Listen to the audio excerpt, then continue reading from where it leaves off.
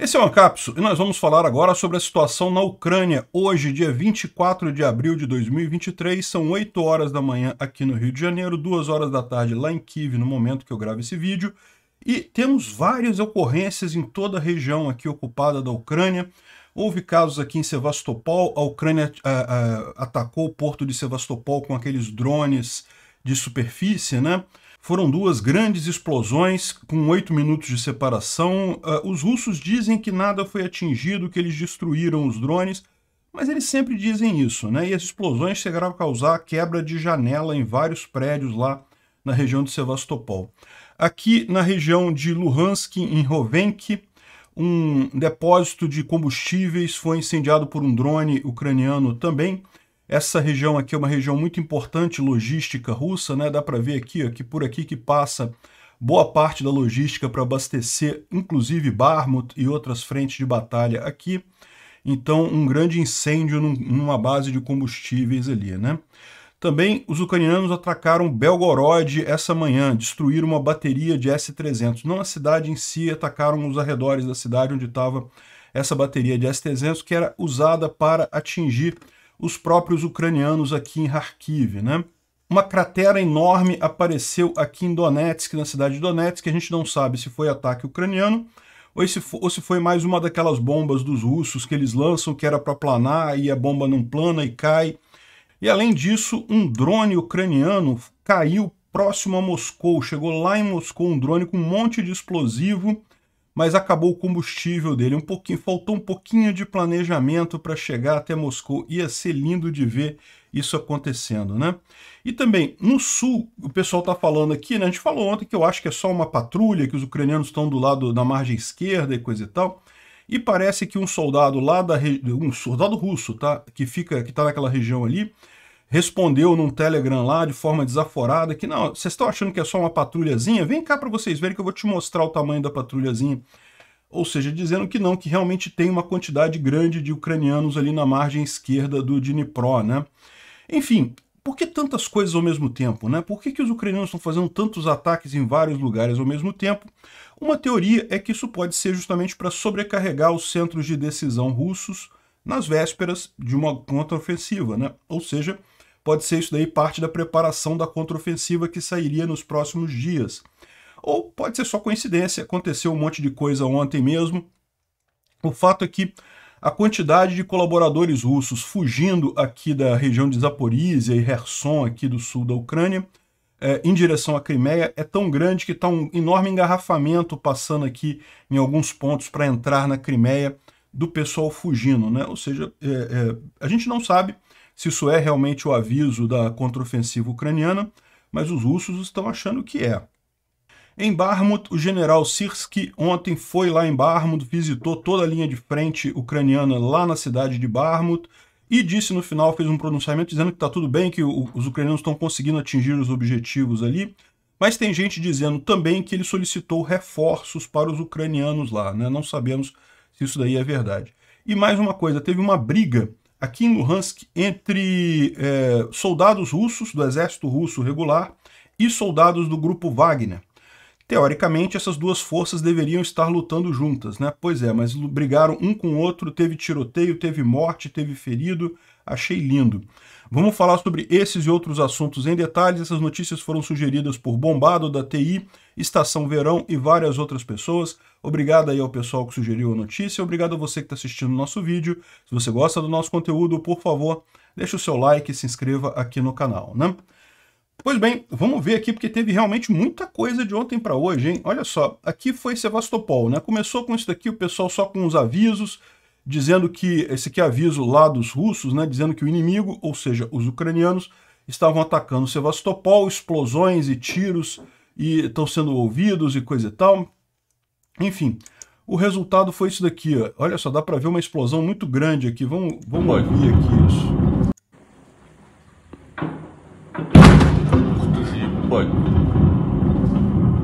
Uma explosão muito grande aqui, isso aqui já é o porto de Sevastopol, né? Já é a região ali interna do porto.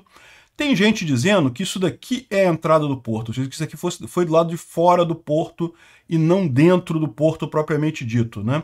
Não dá para ver aqui bem se é realmente isso, se confere esse tipo de coisa, mas dia menos dia vão sair as geolocalizações exatas de onde foi essa explosão aí, e a gente vai poder ver exatamente o que foi, né?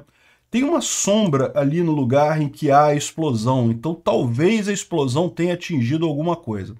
É lógico, os russos estão falando que não atingiu nada, que não teve nenhum dano, isso daí, que foram eles que explodiram o veículo ucraniano, né? Mas aquele negócio, isso eles iriam dizer de qualquer forma, mesmo que tivesse atingido algum navio ali, né?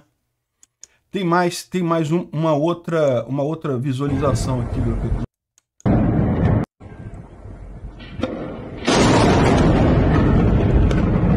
E essa foi a segunda explosão, a mesma explosão as duas, tá?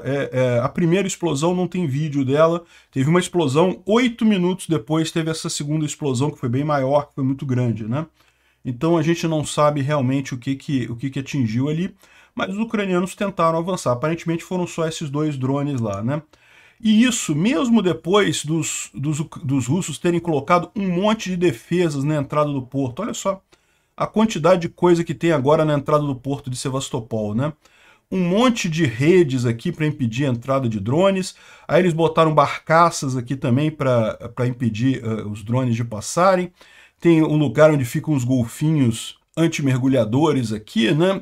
Bem, enfim, mesmo com tudo isso, os ucranianos conseguiram fazer o ataque. Mas, segundo diz aqui o Naval News, foi fora do porto isso. Ele tá mostrando a explosão aqui e mostrando aqui onde seria a entrada do porto aqui. Ó. Então, em tese, pelo que ele está dizendo, foi do lado de fora do porto. Né? Veja bem, o que é isso daqui? Né? Se você pegar aqui Sevastopol, aqui é a área do porto militar, né? A área onde ficam os navios russos, tem várias docas aqui militares por aqui. Mas você tem outras regiões aqui próximas, onde são marinas e são locais em que o pessoal bota barco, que aí já é mais voltado para o público civil. E daí talvez seja isso que eles filmaram, ou seja, esse ataque tenha acontecido em alguma região por aqui e aparece dentro da Bahia, mas na verdade são essas coisas aqui, né? Vamos aguardar, aqui está dizendo que foi dentro da Bahia, vamos aguardar para a gente ver exatamente a geolocalização disso daí, onde é que foram essas explosões, né? De qualquer forma, pode ter sido uma distração. Se foi uma distração que deu muito o que falar, né? Se você olhar aqui alguns das imagens, aqui ó, várias janelas de prédios ali que dão para a Baía de Sevastopol quebraram justamente em função da onda de choque. Ou seja, foi uma explosão bem significativa de fato, né? E aqui outra coisa que mostra aqui também é a segunda geração desses drones marinhos ucranianos. Repara que já é diferente, né? O desenho é parecido, mas já tem algumas diferenças aqui em relação ao primeiro desenho deles, que era esse daqui, né? Onde é que será que foi parar a câmera, né? Deve ter alguma outra forma aí de guiar. Bom, um drone ucraniano também atingiu um depósito de combustível em Ravenki, ou Rovenki. É nessa região aqui, ó, em Luhansk, é bem na retaguarda russa, é uma base muito importante para eles de logística aqui nessa região. E nesse caso aqui dá para ver que o incêndio realmente pegou fogo lá no tanque de combustível. Tem aqui um videozinho. Deixa eu tirar o som aqui. Tem aqui um vídeo mostrando o combate ao incêndio deles lá. Vídeo lançado pelos próprios russos, né? Eles conseguiram apagar o incêndio, mas dá para ver que o reservatório está totalmente destruído, né? Esse reservatório aí não vai poder ser usado tão cedo em função desse ataque, né? Aqui tem a imagem do momento em que aconteceu o ataque, no momento que o drone chegou. Vamos ouvir.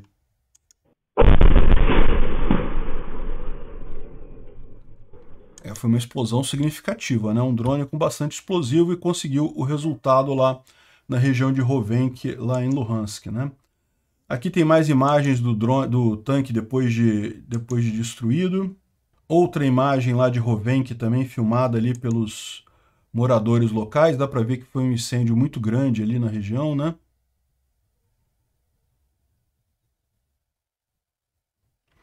Isso aqui também é Rovenk, tá? Bom, e não foi só lá, né? Aqui também em Belgorod, de novo, drones em Belgorod, ou seja, mais uma vez tivemos, os ucranianos atingiram. Não foi na cidade, agora tá aqui, ó, o que foi uma nuvem de fumaça aqui. E nesse post aqui não está dizendo ainda, mas a gente já tem informação de um outro post falando que isso aqui foi uma bateria de S-300 russa que foi atingida pelos ucranianos, né? Os russos costumam usar... O S-300 ele é um míssil para interceptação aérea, então é um míssil terra-ar, né? Mas os russos têm uma versão modificada dele que eles usam para atingir terra-terra, né? Ou seja, tem usado aqui de Belgorod para atingir Kharkiv aqui na Ucrânia. Então, isso teria sido um ataque ucraniano nessa bateria de S-300. Bom sinal, né? O pessoal de Kharkiv vai poder ficar mais tranquilo aí nos próximos dias. Bom, também apareceu essa imagem aqui, isso aqui é próximo da cidade de Donetsk, tá? Um grande buraco aqui que surgiu, uma grande explosão que parece com aquelas lá de Belgorod, né? Parece com aquelas bombas FAB 500 que o pessoal está fazendo, que explode e levanta um bocado de terra. Enfim, não dá para saber aqui se isso aqui foi um ataque ucraniano, mas se foi um ataque ucraniano, aparentemente foi no lugar errado, né? Porque não dá para ver nada aqui, parece só algumas casas aqui, né, sem nenhuma conexão. Ou pode ser, de novo, os russos fazendo a mesma besteira novamente, né? Se eles fizeram 2 vezes em Belgorod, por que não iriam fazer também em Donetsk, né? Outra coisa aqui também muito interessante que aconteceu ontem, um drone, o J-22 ucraniano, mais um drone chegou até Moscou e caiu aqui, não caiu em Moscou, caiu nessa cidadezinha aqui, ó, depois de Moscou, na verdade. Ou seja, o drone foi mais longe do que Moscou e acabou o combustível. E daí ele caiu, não explodiu, mas o pessoal mostra aqui os explosivos que estavam com ele. Aqui, ó, tinha carga explosiva junto com o drone. O drone simplesmente caiu nessa vila ali e eles não sabem qual que seria o alvo desse drone, né? Seja lá qual foi o alvo, não funcionou. Mas mais provavelmente isso daqui foi um teste, né? Porque se você reparar, aqui o cara passou de Moscou, ou seja, passou por todas as defesas antiaéreas de Moscou, lindamente, sem problema nenhum, e foi atingir essa cidadezinha para lá de Moscou, Noginsk, né? Foi atingir Noginsk, né? Tá ficando divertido. Aliás, ontem os ucranianos publicaram também esse vídeo aqui, né? Supostamente de um drone ucraniano, dá para ver o brasão ucraniano aqui, né? Voando na Praça Vermelha lá em Moscou, né? Não dá para saber se isso daqui realmente eles conseguiram, se isso é recente, pode ser antigo pra caramba isso daqui. Enfim, não dá para saber exatamente de quando é esse tipo de coisa. Eles tamparam um monte de informações aqui. Enfim, não dá para saber o que é, né? Mais uma brincadeira aqui, eles mostrando que o drone está lá na Praça Vermelha. E lembra que existe um prêmio para o ucraniano que conseguir posar um drone no dia 9 de maio, agora, né? No dia da vitória, lá na Praça Vermelha, né? Vamos ver se o pessoal consegue fazer isso aqui, ó. A brincadeira o pessoal está fazendo. Bom, uma outra questão que o pessoal colocou aqui, isso aqui vem de um Telegram russo, né? Tá a tradução aqui, o 13º, que é um blogger russo lá, né? E daí um dos soldados que está ali em Olesk, né? Lembra que a situação aqui em Kherson, Olesk fica aqui na margem esquerda do rio Dnipro, a margem direita está com os ucranianos, e existe suspeita de que os ucranianos têm uma cabeça de ponte aqui, né? Que conseguiram estabelecer uma cabeça de ponte aqui, mas muita gente está falando, não é nada, é só um grupo de busca, só uma patrulha, né? Para fazer reconhecimento e coisa e tal. E realmente, pelas imagens que a gente viu, que era tipo que dois botes cheios de pessoas, isso é uma patrulha de reconhecimento, não tem nada além disso ali, né? Enfim, é o que parece para todo mundo, mas o rapaz aqui tá chateado, esse soldado dos russos, né? Dizendo aqui, ó, eu sugiro que todos os bloggers que falam sobre a presença ou ausência da cabeça de ponte dos ucranianos no nosso lado do Dnipro venham aqui para a linha de frente, né? Ou seja, nosso lado, é um russo falando, né? Então eu tô falando da margem esquerda. Venha, eu vou te dar um capacete, um colete à prova de balas e vou levar você, e você vai tirar a foto lá na ponte de Antonivsky. E então, com o meu dedo, eu vou indicar para você a direção onde os ucranianos estão na nossa costa, né, na nossa margem. E você vai poder, então, fazer uma live, né, no seu canal, dizendo exatamente que isso era apenas um conjunto de sabotadores, é só um grupo de sabotadores e coisa e tal. Ou seja, o que ele está dizendo aqui é que o pessoal que está diminuindo a coisa, que está dizendo que é só um grupo de sabotadores, só uma patrulha, só uma coisa menor, estão enganados, né? Não é mais do que isso. De novo, na visão do cara russo. Pode ser que o cara russo esteja só assustado também, no final das contas. É o que diz aqui o pessoal do Instituto para Estudo da Guerra. Eles falam aqui que, no final das contas, se você olhar a defesa russa nessa região, os russos, justamente por entenderem que tem a proteção do rio, né, por ser algo que está relativamente sem risco de ataque, eles colocaram aqui as piores tropas, as tropas menos qualificadas, aquelas mais comprometidas, o que sobrou de mobilizado, de unidade de mobilizado, foram colocadas aqui.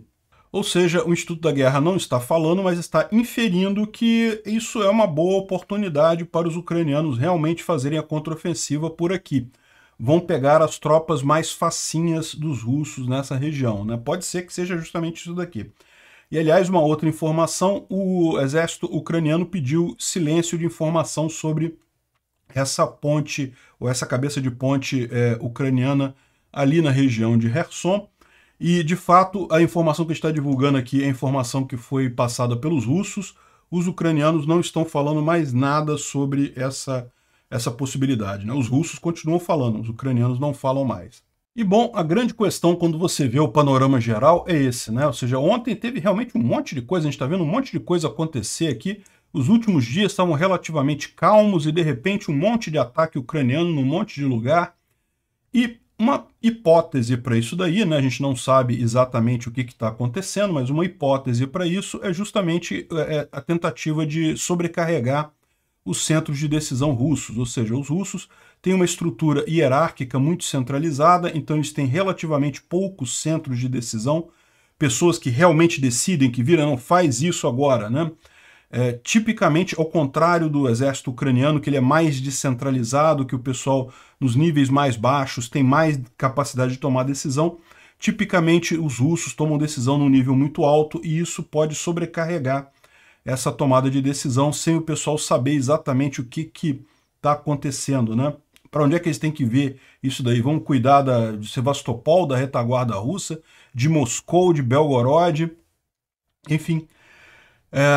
Isso quer dizer que vai começar a contraofensiva nos próximos dias? Eu acho que não, tá? Se você olhar, o tempo ainda está muito chuvoso ali na região. Eu acho que os ucranianos ainda vão esperar. Infelizmente, eu não vou pegar a contraofensiva na minha viagem. Eu acho que vai ser depois disso. Mas, de qualquer forma, possibilidade existe, né, de começar nos próximos dias aí a contraofensiva. Ou pode ser também uma mera coincidência, né? Aconteceu de ter vários ataques com sucesso ontem. Uma coisa é fato, tá? O pessoal russo está muito assustado. O pessoal russo está achando que é a contraofensiva. Aqui Chonyar é essa ilhazinha aqui que tem acho que é uma península, na verdade, né? Aqui na região sul da Ucrânia, entre Kherson e a Crimeia. E aqui é onde passa uma das estradas que você pode entrar na Crimeia a partir de Zaporígia ou Kherson, né? Se você olhar aqui no mapa da Crimeia, tem 3 maneiras de você atravessar entre o sul aqui, entre Zaporígia e Kherson e a Península da Crimeia. Você pode passar aqui por Armiansk, que tem uma estrada para cá. Quem vem de Zaporísia, de Melitopol, porém, é melhor vir aqui por Chondar, né? Quem vem de Kherson e coisa e tal, o caminho mais rápido é por Armiansk, por essa parte aqui, pela a parte de terra mesmo, né? Mas para quem vem aqui de Zaporígia, o melhor é vir aqui por Chonyar, né?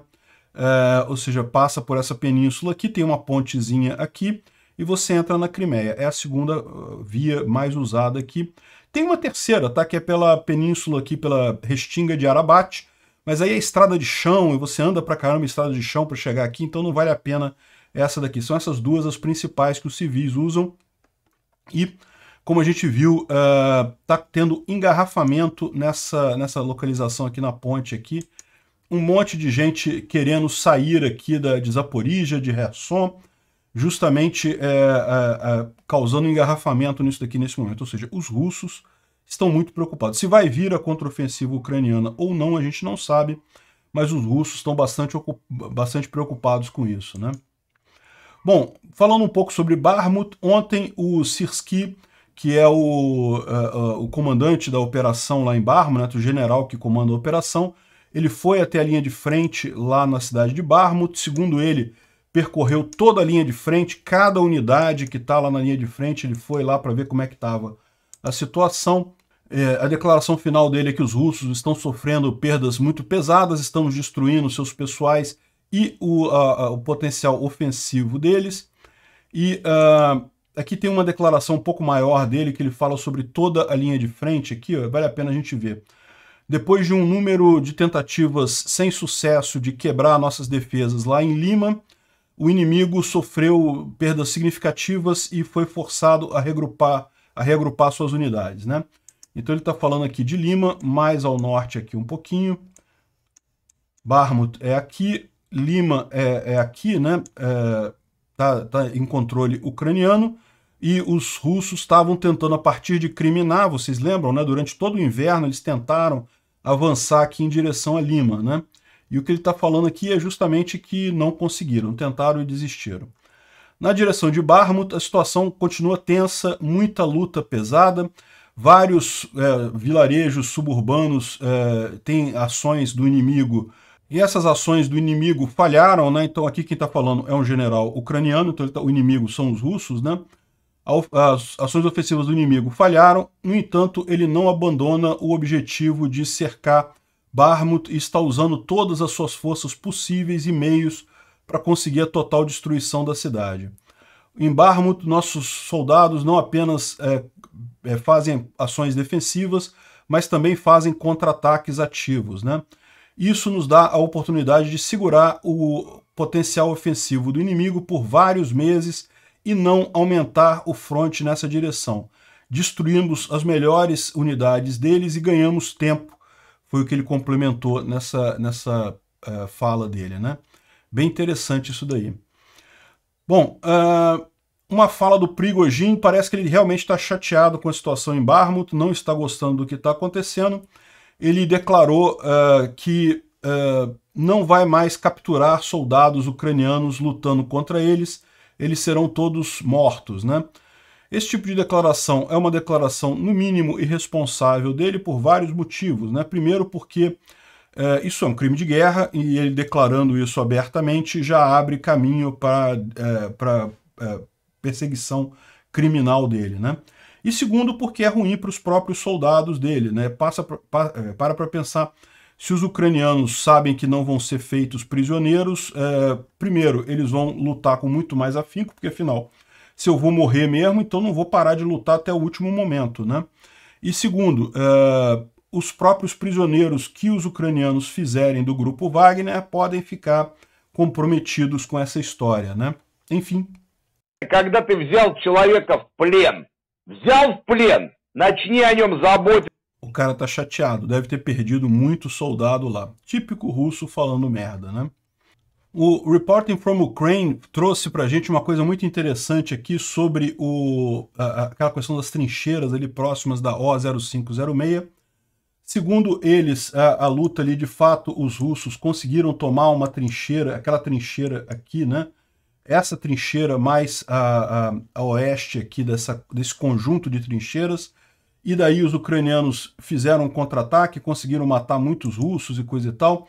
No final, os russos saíram, mas bombardearam a posição toda. No final, a situação ficou mais ou menos essa. Os ucranianos estão aqui ao sul, estão atacando as trincheiras russas aqui, mas os russos dominam as trincheiras mais ao norte, né? A briga aqui continua nessa região. E além disso, aqui na cidade de Bakhmut, também os ucranianos conseguiram atingir esses 3 prédios aqui, de forma que isso facilitou um pouco a vida. Eram prédios muito altos aqui que estavam atrapalhando os ucranianos, porque os russos podiam ficar com snipers ali, né? Isso dificultava a movimentação dos ucranianos aqui. Mas eles deram um jeito de destruir esses prédios aqui, o que facilitou a situação aqui em Bakhmut, né? Enfim, não tem nenhuma grande mudança aqui em Bakhmut nesses dias, né? Uma coisa curiosa aqui, a live do Arestovich, né? O Arestovich, vocês lembram, foi conselheiro do Zelensky durante muito tempo. Ano passado, no final do ano, ele falou uma coisa que o pessoal não gostou, e daí ele acabou sendo dispensado do cargo de consultor, não porque tenha feito alguma coisa ruim, mas simplesmente porque uma fala inconveniente lá na questão daquele míssil russo que atingiu Zaporizhia. Enfim, ele continua fazendo as lives dele. Infelizmente, o Dmitry não está mais traduzindo, mas esse canal aqui, ó, Privateer Station, ele está fazendo a tradução do que fala tanto Fein quanto Arestovich, e é bem interessante de escutar, porque realmente o Arestovich tem umas posições muito interessantes, né? Para você ver aqui. Aqui eles vão falar agora do Lula. Olha só. I think it's a bigger economic game. I also wanted to bring Lula, president of Brazil. Chamou de Lulo. Tá certo, é justo, é Dilma mesmo. He's so active. He just unimaginably. The last news, for example, Brasilia President Luiz Inácio Lula da Silva made a statement that he will not visit neither Russia nor Ukraine until the... Ou seja, o que eles estão falando aqui é que o Lula tá ativo pra caramba, né? Tá querendo resolver o problema, e a grande questão deles é, caramba, que diabo, né? Quem é Lula nessa história toda? O cara não ajuda ninguém, o cara não tem importância nenhuma econômica ou militar no mundo, e tá achando que vai resolver coisa, né? Que coisa ridícula isso, né? E o tom que eles tratam aqui é exatamente esse, né? Ele estava mencionando aqui a declaração que o Lula fez que não vai visitar a Rússia, nem vai visitar a Ucrânia. Como se isso fosse suficiente para dizer que ele é neutro. Não, o Lula falou um monte de merda antes, ele não está sendo neutro nessa guerra de forma alguma. Ele já declarou o lado dele do lado do Putin, né? Então, que não vai visitar a Rússia, então eu sou neutro, né? Que idiotice isso. E o Arestovich, impressionante, para você ver como é que o cara realmente tem a cabeça no lugar e entendeu. Olha, ele responde aqui mais adiante, eu não vou tocar tudo, porque eles discutem com muita calma aqui, né? Mas se você quiser ver o link, eu vou tentar deixar o link desse vídeo aqui, se você entende inglês, você consegue acompanhar, né? E ele fala, não, olha só, esse cara é só um palhaço que está querendo aparecer para o público interno, ele sabe que não tem relevância nenhuma, que não consegue nada em lugar nenhum, e está tentando aparecer para o público interno. Isso não é nada relevante, ele está fazendo isso para tentar aparecer, por motivos internos dele, provavelmente ou ele está querendo fechar algum negócio com a China, ou está querendo alguma outra vantagem, mas é coisa interna, ele não vai fazer nenhuma diferença no final das contas.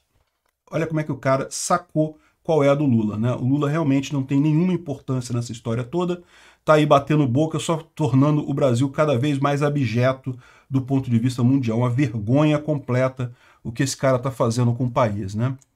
O Instituto para o Estudo da Guerra fala aqui sobre justamente aquilo que a gente mencionou, né, aqui mais atrás, que as unidades russas estão bastante mal equipadas ali na região de Kherson, são soldados muito primários ali, e de forma geral, em toda a linha de frente russa, os russos não têm mais unidades capazes de fazer ofensiva, a não ser em Bakhmut. Tudo que eles tinham foi colocado ali em Bakhmut, então aqui não tem grandes mudanças em relação ao que a gente já falou, né? Bom, uma coisa que os ucranianos começaram a notar é que os russos estão usando cobertores térmicos para fugir dos drones, né? Porque os ucranianos usam drones, e os drones você vê com muita drone com visão noturna, né? Com infravermelho, você vê, ou visão térmica é melhor, né? A mesma coisa, né? Infravermelho e visão térmica é a mesma coisa. Enfim, você vê muito claramente o soldado aqui, o cara pode se camuflar, pode tampar, pode fazer um monte de coisa, continua vendo ele facilmente com um drone aqui de cima. Agora, quando o cara tem uma manta desse tipo, tá vendo que é uma manta justamente que esconde o calor, deve ficar quente pra caramba debaixo disso daí, mas lá tá fazendo frio também, então não deve ser tão preocupante assim. O fato é que com essa manta que o pessoal tá usando, olha só como é que fica o outro soldado aqui. Tem outro soldado atrás desse, só que tá com uma manta e realmente não dá para ver com o drone de visão noturna, né? Aqui dá para ver também uma imagem com um soldado com manta, aparece só o rosto e os pés dele, o outro soldado aqui sem nada, dá para ver que realmente esconde bem o soldado, né? Fica bem mais difícil de identificar com visão noturna isso daí. Uma coisa que os ucranianos têm que considerar aí nos ataques noturnos de drones e também, por que não, usar eles também. Afinal, de vez em quando, os russos também usam esse tipo de coisa, né? Bom, aconteceu aqui em Stanitsia, é uma cidade lá em Luhansk, né? Uma cidade que está ocupada pelos russos. Nessa cidade de Stanitsia aconteceu uma briga entre soldados regulares russos e terroristas do grupo Wagner. E a briga foi grande, começou como briga corporal, né, com pessoas batendo uma nas outras, mas rapidamente sacaram armas, isso escalou em um tiroteio com participantes e ambos os lados tiveram mortos como resultado. Achei lindo, deviam fazer isso todo dia lá. Segundo o pessoal ucraniano, essa notícia aqui foi dada pelos ucranianos, né, sem nenhuma grande conquista no campo de batalha, as Forças Armadas Russas e o grupo Wagner estão cada vez mais jogando a culpa um no outro e isso tem levado a esse tipo de briga, né? E isso piora a situação dos russos porque as forças russas continuam a ter muitas perdas no campo de batalha e todas as unidades médicas na região ocupada estão superlotadas com ocupantes, né, com soldados russos feridos. Como resultado, eles estão sendo forçados a usar instituições educacionais, escolas, né, usar escolas como hospitais temporários ali na região de Luhansk, ali em Minsk e em outros lugares, né. Interessante, que bom que os russos estão brigando entre eles, podiam fazer mais isso. Bom, isso daqui é uma coisa curiosa, tá? O grupo Wagner no Mali sofreu um ataque grande com 29 mercenários mortos e 60 feridos lá no Mali, né? Foi um ataque aparentemente com drones. E aí, olha só que coisa curiosa, né? Porque isso não é comum lá no Mali, né? O Mali é um país aqui na África. É esse país aqui na África. No momento teve uma guerra civil ali. O país está sendo conduzido por uma junta militar e o grupo Wagner está dando o apoio militar a essa junta militar ali no Mali, né? E aí, o curioso, o que chamou a atenção desse ataque aqui no Mali é justamente ter sido um ataque com drone, e alguns dizem que pode ser os jihadistas, né, que é o pessoal que está contra a junta que está lá no Mali, né, os lutadores lá da região mesmo. Mas o pessoal está apontando como é que foi algo diferente, né? Como foi algo fora do comum lá para a região. E aí eu estava me lembrando daquela informação que a gente viu lá um tempo atrás, né? Que saiu, que vazou. Eu tenho que parar o vídeo aqui porque vai aparecer corpos aqui. Enfim, lembra que naquele grande conjunto de documentos do Jack Teixeira havia um plano ucraniano de atacar as tropas russas na Síria. E o interesse seria justamente, né, que matando os soldados russos na Síria, os russos seriam obrigados a mandar soldados para lá e com isso tirar soldados lá da Ucrânia. E a vantagem de atacar eles ali é porque ali eles não têm o mesmo grau de defesa que tem na Ucrânia, então seria muito mais fácil para uma operação especial ucraniana atingir os soldados ali, né? E você pode ver como é que essa mesma lógica se aplica aqui a Mali, né? Ou seja, foram 30 mercenários mortos e 60 feridos num ataque só, ou seja, quase 90 pessoas que o grupo Wagner agora talvez tenha que mandar de Bakhmut lá para a região do Mali para suprir, né, as necessidades ali do governo, né? E não só isso, como também equipamentos, porque se eles não aumentarem as defesas ali no Mali, os ucranianos vão fazer de novo. Quer dizer, não sei. Ninguém está dizendo que foram os ucranianos que fizeram isso, tá, gente? Eu que estou trazendo aqui a possibilidade disso ter sido feito pelos ucranianos justamente em função daquele plano que foi vazado lá com o Jack Teixeira de fazer isso lá na Síria. Na Síria, os ucranianos decidiram que não valia a pena, que era muito arriscado, desistiram de fazer esse plano, né? Mas talvez no Mali as condições fossem melhores. Bom, ontem morreram 2 deputados do partido Rússia Unida, que é o partido do Putin, né? Assim, morreram de causas naturais, né? Agora, é curioso, né? Morrer 2 deputados do mesmo partido no mesmo dia, né? Bom, curiosidades. Coincidências acontecem, principalmente na Rússia. Os estudantes da Universidade de Moscou receberam mobilização em massa, né? Um monte deles foi mobilizado, dizendo que tem que se apresentar para mobilização e coisa e tal. Pois é, chegou em Moscou esse negócio, né? Isso é aquilo que eu falo para vocês, né? Universidade de Moscou é a galera que é filha de rico, que é filha dos grandes oligarcas, do pessoal mais rico lá de Moscou, né? Pelo menos classe média, né? E agora, com esse pessoal sendo chamado para a guerra, é capaz de aumentar a pressão sobre o Putin lá, né? Bom, saiu um relatório aqui feito pelo Centro de Estudos Estratégicos Internacionais, que disse que a Rússia está com dificuldade de fabricar novas armas, ou seja, devido às sanções e à precariedade da indústria lá na Rússia, eles estão com dificuldade de fabricar novas armas. Ou seja, vão mobilizar o pessoal para ser massa humana, né? Só isso, não vai ter arma. O embaixador chinês Lu Shaye foi alvo de muitas críticas ontem porque deu uma de Lula, né? Ele lulou completamente. Falou que não, que as antigas repúblicas soviéticas há de se questionar se realmente são países independentes ou não, e coisa e tal, e isso é um erro absurdo, porque no final das contas a Rússia reconheceu a independência de todos esses países, inclusive da Ucrânia, inclusive reconheceu que a Crimeia é ucraniana, tem os tratados da época lá. Então, esse papo de vir agora dizer que não, que as repúblicas soviéticas antigas, temos que rever isso daí, porque pode ser que realmente a Rússia tenha um direito sobre as antigas repúblicas soviéticas. O cara foi muito criticado por todo mundo, e eu não tenho dúvida que o pessoal vai dar uma espetada na China por conta disso, né? Um absurdo completo isso daí. Ele questionou a soberania de todas as repúblicas soviéticas, ou seja, inclusive de alguns membros da OTAN, como a Lituânia, a Estônia e a Letônia, né? Enfim, uma fala totalmente sem sentido isso, né? Depende de como... Olha só, questionado sobre como é a questão da Crimeia, ele falou, depende de como se olha para esse problema. Há uma história, a Crimeia foi russa no início, foi Khrushchev que deu a Crimeia à Ucrânia na época da União Soviética. Tá, mas o que isso tem a ver? Antes disso, ela era turca. Então a Turquia tem direito à Crimeia também, é isso? Antes disso ela era dos mongóis, então a Mongólia tem direito também à Crimeia, é isso? Que lógica é essa? Em 91 os russos assinaram o tratado, reconheceram a Ucrânia. Em 94 assinaram o Memorando de Budapeste, reconhecendo a Crimeia como Ucrânia e se comprometendo a não invadir nenhuma parte do território ucraniano, né?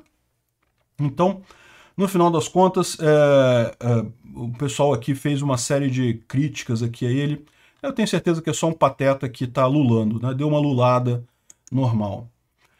Bom, Chipre, né, congelou um monte de ativos de violadores da Inglaterra e Estados Unidos das sanções contra a Rússia, né? Então são cidadãos ingleses e americanos que estavam usando o Chipre para contornar as sanções russas, e com isso esses ativos foram bloqueados. Excelente, tomara que isso torne as sanções mais rígidas, né? E bom, e para terminar aqui com uma informação interessante, um time ali da região do Paraná, ali justamente da região onde tem a maior quantidade de descendentes de ucranianos, né? O time é o Batel, da cidade de Guarapuava, né? Ele decidiu adotar o time Mariupol Futebol Clube, que é um time de futebol da cidade de Mariupol, que foi totalmente destruído, não pode jogar futebol, o pessoal... o time sumiu, né? Mariupol foi totalmente destruída pelos russos, né? Então eles falaram aqui que vão tomar conta do time até que ele possa voltar para casa. Ou seja, enquanto Mariupol estiver nas mãos russas, eles vão usar as cores do Mariupol, vão usar o nome do Mariupol. Olha que bacana, né? Muito legal isso daí, é a homenagem deles. E lógico, no momento que o Mariupol voltar a operar, a jogar futebol, eles vão abrir mão disso daí para voltar a ser o Batel, né? O intuito aqui é justamente uma homenagem ao pessoal. Essa região do Brasil é a região que tem a maior quantidade de ucranianos ali, né? De descendentes de ucranianos vivendo ali na região, né? Obrigado por assistir o vídeo até o final.